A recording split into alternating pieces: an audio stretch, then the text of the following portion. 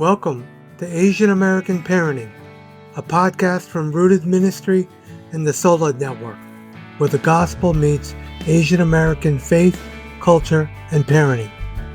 Each episode, we explore how to raise the next generation with a strong gospel foundation in Christ while navigating the unique challenges of our cultural identity. Thanks for joining us. Let's dive in. Welcome to Asian American Parenting, the podcast of Sola Network and the Rooted Ministry, where we talk about gospel-centered parenting, faith, and culture. I'm here today with our special guest, Justin Wong. Justin, can you say hello? Hey everybody, glad to be here. And Justin was a longtime youth pastor in Houston area, and he's a specialist in youth culture. I think one of the most astute students of youth culture. Can you introduce yourself a little bit, Justin? Yeah, thanks, Danny. Houston, Texas, pretty much grew up here, second generation pastor within the Asian American church. As Danny said, worked with students and families for a couple of decades now, and just the champion of Next Gen Ministries. Yep. And also as a next-gen pastor, we know we also love our Asian American parents. And so today we're going to be talking about a topic that relates to their children and teenagers, but also them as parents. And we're going to be talking about the Netflix movie Kpop Demon Hunters. Yay! And last night, Justin and I, we were talking, we saw when Novak Djokovic won his tennis match, Yep. He did the K-pop Demon Hunters dance. Yep. And so this is a hot topic that all parents are talking about. And it does have some Asian American roots. And so we're talking about it on our Asian American podcast. And so, Justin, you're a parent also, Yeah. and are your kids into this movie? Yeah, they're the ones who's actually turned me on to it. I think I was coming home one night and they were watching something and they were singing along. And so I just asked them, hey, what is this? And I just heard the word demon. And so Okay. my ears kind of spiked up. And then it wasn't until later that I watched it for myself. So yeah, Okay, yeah, and we watched it. Yeah, very aware. yeah, okay, great. And only thing I know, soda pop. You can be my diets. I say diet soda, and I'm just joking around. But what's your overall assessment as someone who studies youth culture and as you speak to parents about what's your overall assessment of K-pop Demon Hunter? Yeah. So, I mean, I think, again, when I first started hearing it, I think it was alarming at first or just kind of worrisome. And then overall assessment, I think it's a fun movie. I think it's done well. And then as time grew on, you start to realize how big of a cultural moment this one is. And so now we know that it's, the most watched Netflix series. It's topped Billboard. I found this stat where it just overtook Beyonce's 24-year record. Wow. Of now they're number one. And so Yeah. I think Beyonce had a record in the female pop charts for 24 years. And then K-pop Demon Hunters has dethroned her. So this is a cultural moment. I think whether you like it or not, whether you watched it, I think you still need to be aware of it because everyone is talking about it. Yeah. Do you think parents of children and teenagers should be worried at all or concerned? I mean, for me, I watched it because, everybody was watching it, Right. and you told me to watch it. And I thought it was just a fun, Yeah. harmless movie, but I'm not like a astute student of youth culture. Right. The word of advice for parents is if your kids are in it, I think you at least need to be aware of it. If not, watching it with them to talk through the plot lines and the themes that they may or may not understand just yet. Yeah. And so to disciple your students as a parent, I think to be aware of these things is very, very important. Yeah. And so as a parent, as an Asian American parent, how does this movie in general relate to our Asian Americanness. And, I'm Korean, you're Chinese, so, there might be a little differences, but how does it relate to our Asian Americanness? Sure. I mean, that's a great question. I think whether it does, this movie will hit no matter what ethnicity. Yeah. I think as Asian Americans, it definitely has a familiarity because they are working with, I mean, kind of two cultures, American and Korean. Yeah. And so you start to see a lot of similarities in the issues that they're dealing with. Yeah. But also, I mean, even within the major characters, they're dealing with these two sides of them. Whether it's growing up in Burbank, California, and then doing this, or the shame honor factor, there's a lot of layered pieces in all of the characters, but then also as the characters collectively. Yeah. There's a lot to the ethnicity that they have to deal with that I think Asian Americans can definitely resonate with. Would you say it's a good kind of point of contact to talk about with your teenagers or children? It's a good, yeah. For absolutely. Yeah. I mean, because it's so on the nose. Yeah. And again, I think if you have kids, I think they're dealing with one, if not all three of the issues. Yeah. Right. And so that's an easy way to kind of just go, hey, who do you identify with? Like, who can you see you like making friends with in the show? And I think your students can understand it from that level. And I think it's an easy way to start having deeper conversations because the characters and the plot line has already laid out talking points for you. Yeah. And you don't necessarily have to be Asian American to No. talk about these things because this is a global phenomenon. And I'm going, there's at least, I mean, I'm tracking this. There's at least 9-10 really big meta themes with embedded within the show, if you can kind of find it. Yeah. And I know, Justin, for Rooted Ministry, you're going to be writing an article soon about this K-pop Demon Hunters movie. But I appreciate that you're coming on the podcast today. And we're going to be talking about some of the major themes that parents can discuss with their children and teenagers about this movie and from this movie. And so I know you've outlined some of these online on your Instagram, and you could look up Justin's Instagram if you want to. But the first theme, and we have a good amount of time to unpack these, is the theme of spirituality. Oh, yeah. And it's a great theme that you could talk about with your child and teenager. Could you unpack that for a few minutes for us? Yeah, I mean, it's in the title. I mean, K-pop Demon Hunter. And so, I mean, I think if you're just finding it on the internet, you're just like, what in the world? And so it already suggests that there's a spiritual reality inside of a normal reality, which, for the Christian worldview, we understand that. And so at the outset of the movie, you're dealing with kind of two worlds. And so, they're the girls in the movie, what they're dealing with is, they're a K-pop band, but they have a bigger purpose into subduing the demons and fighting back and using their voices as kind of the ultimate weapon to kind of subdue a darker world out there. Mm-hmm. And like with your kids, did you talk about it with them? Like, how did you go kind of? I mean, I think, I don't know about you. I'm trying not to be cheesy with it, right? Or like Jesus juke it. Yeah. But I mean, I think so my kids are late elementary school, 4th and 5th grade. Yeah. And so, I mean, they have the framework on a very elementary basis of, demons even. I think we were preaching out of the Gospels, and there's parts where Jesus confronts demons. Yeah.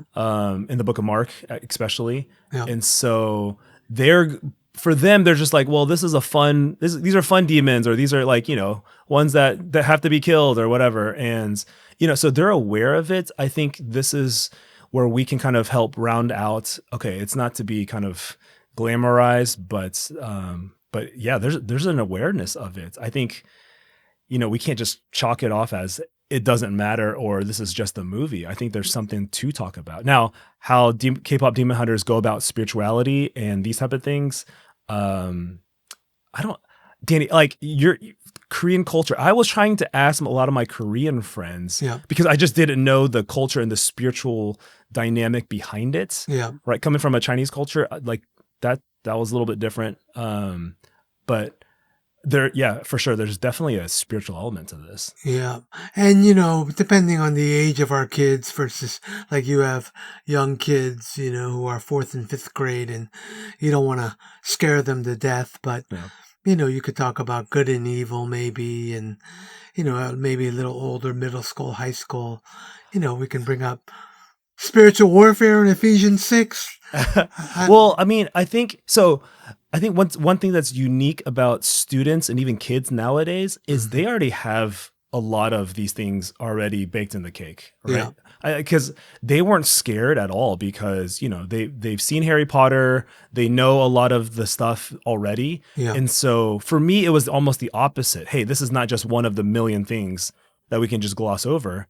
Yeah. Is there something that we can talk about? Now I had to pick and choose which one to land on. Yeah. And then kind of have to reframe, how does the gospel speak into spirituality, and is there such thing as demons lurking underneath, you know, some kind of, you know, mesh little layer thing.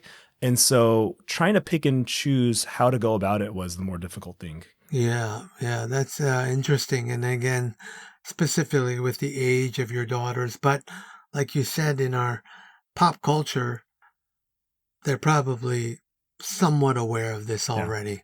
Yeah. Yeah, yeah. Yeah. So spirituality is one of the topics that parents can talk about with their children and teenager.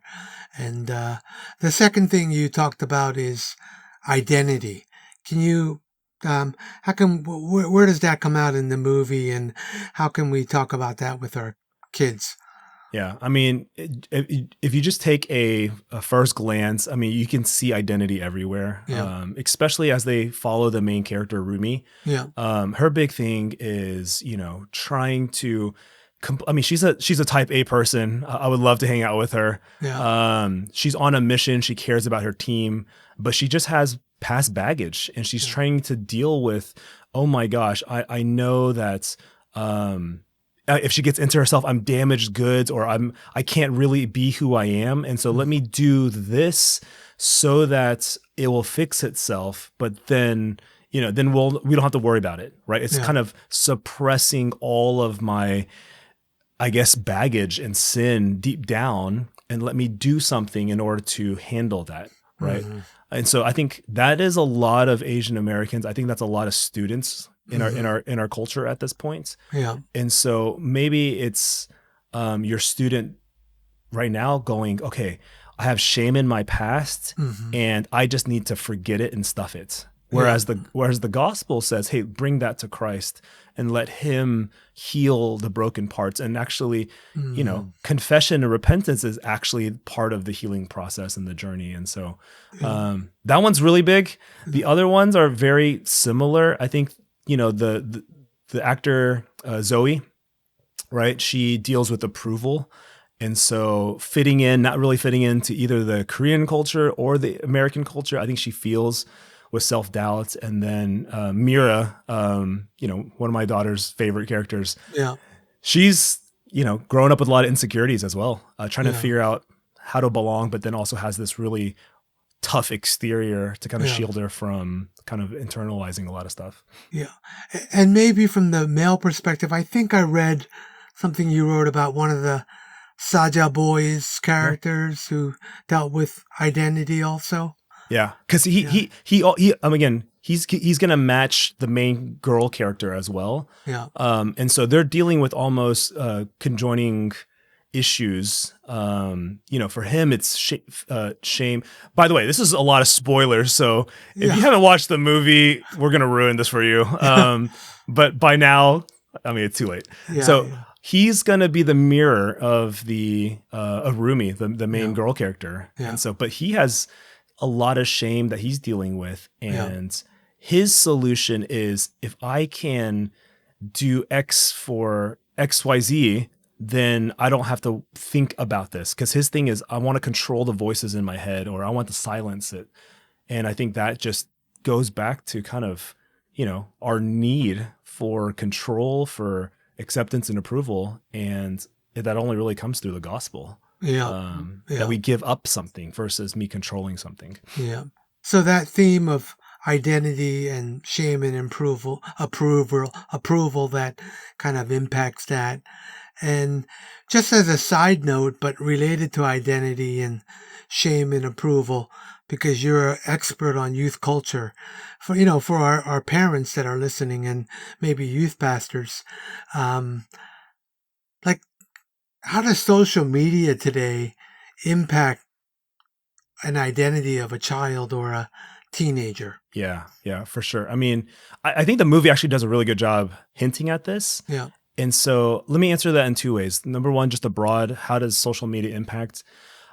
I think there's multiple layers. One is just the time consumed on a device Yeah. does affect, right? Psychologically, emotionally, spiritually, is just the amount of consumption that we're dealing with social media. That's one thing. I think, Danny, you and I talked about this before, but it's not just the amount that we're ingesting. I think it's realizing every single soundbite, data point it's a point of discipleship. And I think that is what parents really need to understand. It's now you're giving students access to millions of disciplers, but they're coming from a million different, I would say, inconsistent worldviews. And so, again, I'm not against social media, obviously. I think we need to be wise with it. But I think what parents need to really, really understand is there's a lot of worldviews and a lot of people discipling your students. I think that's going to be inevitable. But I think as parents, we need to understand what they're being discipled into and who are they being discipled by. Yeah. So that's the high level thing. Now, when it comes to the movie, I think there's a couple of things you can almost pick out. I think even as the band goes through their journey, you start to realize what celebrity does to them. And so a lot of it's performance based, a lot of it's fandom. You can realize even your fans, they change at any given moment. If you're not number one on the charts, you become less, you start to go lower on the chart, and then everyone all of a sudden goes to Saja Boys or whatever. And so that's kind of the fickleness I think that the movie touches on. It's the fickleness of celebrity. Yeah. And it changes all the time. And so, when you don't have people cheering you on or following you, or you're not at the top of your game, do you still have an identity? I think the movie does this really, really well, and subtly kind of exposing a lot of that. Yeah. And for our own children, we have to be aware of that because, these days there's also a lot of loneliness and feelings of anxiety and things like that in our kids that develop. Right. Yeah. And sorry if I cut you off. No, great. So going to what you just said, and going back to one of the first questions, what was interesting, so I watched it again for like the 50th time last night with my kids. There was my youngest daughter loves to sing along with the songs, which secretly I do too, but she was singing the Saja Boy song, Your Idol, which is brilliant in how they did it. But what I was realizing is, it's coming from the demons who are, really brainwashing the crowd. But what I was noticing is my daughter was singing the lyrics, but she didn't realize that was coming from a negative, right? Like if you're watching it, you're going, okay, we don't want people to idolize these demons. We don't want their hearts to be captive by these demons.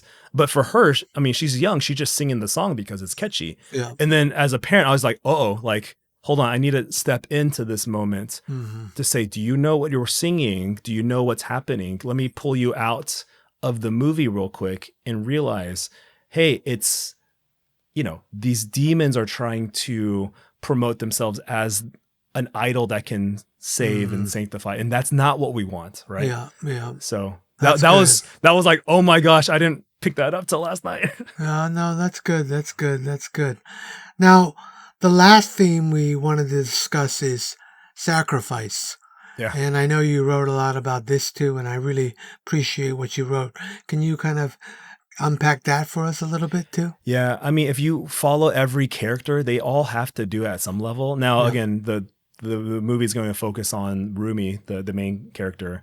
But I think the movie does talk about it. I mean, it's how do we fully fight evil? It's through sacrifice. You can't win unless, somebody gives themselves up for that. Now, in this movie, obviously it's not pointed to Christ, but Yeah. you can easily jump from the idea of sacrifice to the ultimate sacrifice of what Christ did for us as man, fully God and fully man. Yeah. Right. And so, but it's everywhere. I think every character in this movie has to give up something. Yeah. And I think it points to the fact that unless we die, we can't really live. Yeah. But the more we hold on to ourselves, the more we end up dying. And so the motif of sacrifice is everywhere. Now, again, this movie, it wasn't pointing towards Christ, but it gets really close.